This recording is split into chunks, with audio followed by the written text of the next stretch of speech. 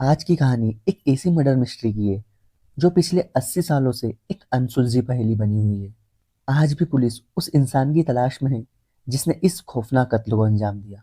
न जाने कितने तेज दिमाग वाले पुलिस अफसर, डिटेक्टिव और यहाँ तक कि अमेरिका की सबसे बड़ी इन्वेस्टिगेशन एजेंसी एफबीआई के अधिकारियों ने भी इस केस को सुलझाने की कोशिश की। लेकिन 80 साल बाद भी ये सवाल जस का तस है। आखिर वो कातिल कौन था? आज की कहानी एक ऐसी लड़की के कत्ले की है जिसे जिंदगी में वो शोहरत और वो कामयाबी कभी हासिल नहीं हुई जिसकी वो हकदार थी। लेकिन उसकी मौत के बाद उसने वो पहचान हासिल की जो बहुत कम लोगों को नसीब होती है। दुनिया में बहुत कम ऐसे केस हैं जिन्हें मीडिया में इतनी तवज्जो दी गई। लगातार 4 महीनों तक हर अखबार के फ्रंट पेज पर यही खबर छपी। ये कहानी है अमेरिका की 22 साल की एक ऐसी लड़की की जिसका सपना था हॉलीवुड में काम करना और एक कामयाब एक्ट्रेस बनना। ये केस इसलिए भी अलग है क्योंकि इसकी जांच के दौरान अलग अलग समय पर लगभग 60 से ज्यादा लोग पुलिस के पास आए और हर किसी ने यही कहा कि ये कत्ल मैंने किया है। तो आखिर क्या था इस कत्ल का राज? चलिए जानते हैं।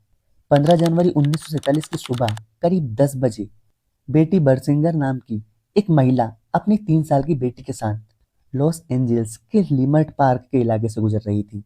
चलते चलते उसकी नज़र पास की एक झाड़ियों में पड़ी तो वो देखती है कि वहां एक लड़की पड़ी है। पहले उसे लगता है कि कोई डमी या मैनीक्विन पड़ी है, लेकिन जब वो उसे पास जाकर देखती है तो उसकी चीख निकल जाती है। जो उसने देखा वो किसी डरावने सपने से कम नहीं था। झाड़ियों के पास एक लड़की की लाश पड़ी थी जिसका शरीर दो हिस्सों में कटा हुआ था। कमर से ऊपर का हिस्सा अलग और कमर के नीचे का हिस्सा कुछ दूरी पर पड़ा हुआ था। जिसने भी ये कत्ल किया था उसने शरीर को बेहद सफाई से दो टुकड़ों में काट दिया था। डर के मारे महिला वहां से भागती है और पास की एक घर में जाकर पुलिस को कॉल करती है। कुछ ही देर में लॉस एंजल्स पुलिस भी वहां पहुंच जाती है, लेकिन लाश देखकर पुलिस भी सन्न रह जाती है। इस लाश की सबसे चौंकाने वाली बात यह थी कि आसपास खून की एक भी बूंद नहीं थी। शरीर पूरी तरह से नग्न था।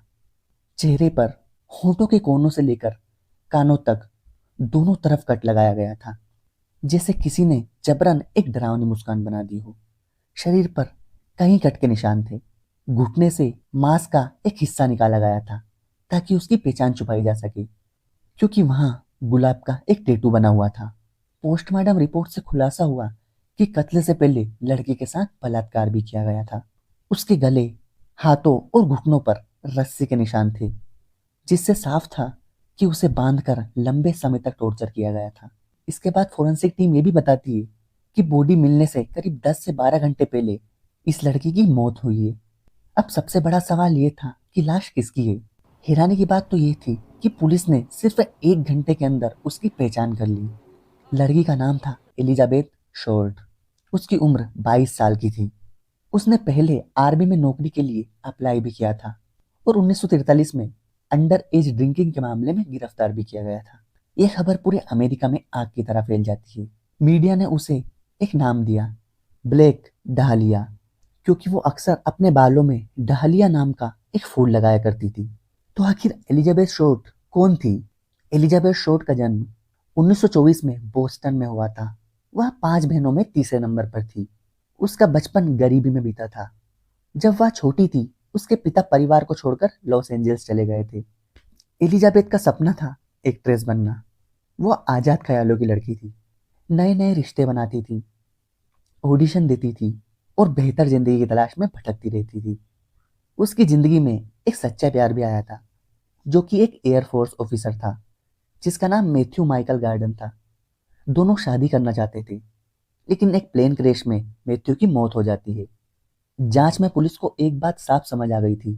जिस तरह शरीर को दो हिस्सों में काटा गया है, चेहरे पर सर्जिकल कट लगाए गए हैं और पूरे शरीर से खून निकालकर साफ किया गया है, यह काम किसी आम इंसान का नहीं हो सकता।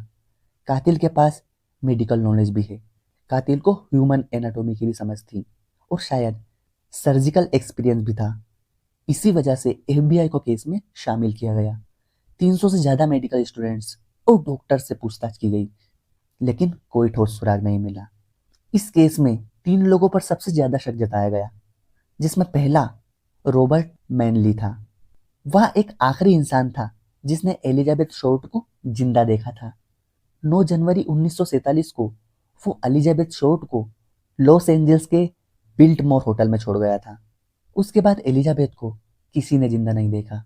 पुलिस को शक था रॉबर्ट ने एलिजाबेथ को 9 से 15 जनवरी के बीच कहीं बंद कर रखा था और टॉर्चर किया और फिर उसका मर्डर कर दिया। लेकिन समस्या ये थी कि रॉबर्ट का लाई डिटेक्टर टेस्ट लिया गया और वो उसमें क्लियर हो गया। उसका नार्को टेस्ट भी लिया गया और वो उसमें भी क्लियर हो गया। उसकी लोकेशन और बयान से ये साबित हो जाता है कि वह एलिजाबेथ के साथ नहीं था। इसलिए पुलिस के पास उसके खिलाफ शक तो था, लेकिन सबूत नहीं था। दूसरा शक किसी इंसान पर नहीं बल्कि एक प्रोफेशन पर था। Doctor, body cuts, blood drains, सब कुछ एक मेडिकल फील्ड के इंसान को दिखा रहा था।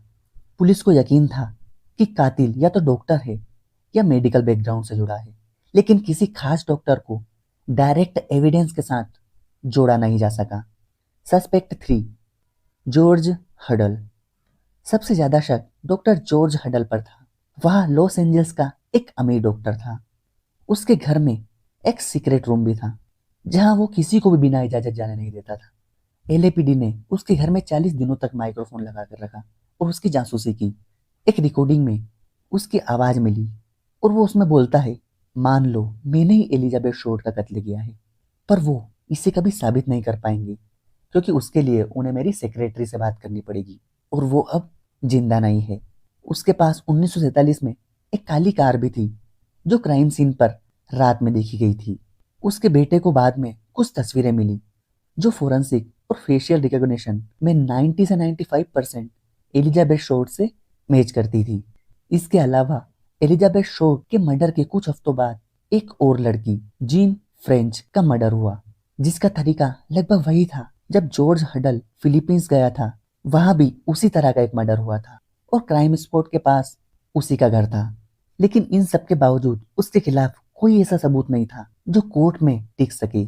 ऐसे ही समय बीतता गया, फाइलों पर धूल जम गई, कुछ सबूत, कुछ लेटर, कुछ रहस्यमय तरीके से गायब हो गए। आखिरकार पुलिस ने केस बंद कर दिया। आज लगभग 80 साल बीत चुके हैं, लेकिन ब्लेक डाहलिया का कातिल आज भी आजाद है। अमेरिका के इतिहास में यह उन चुनिंदा केसेस में से है जो कभी अपने अंजाम तक नहीं पहुंचे।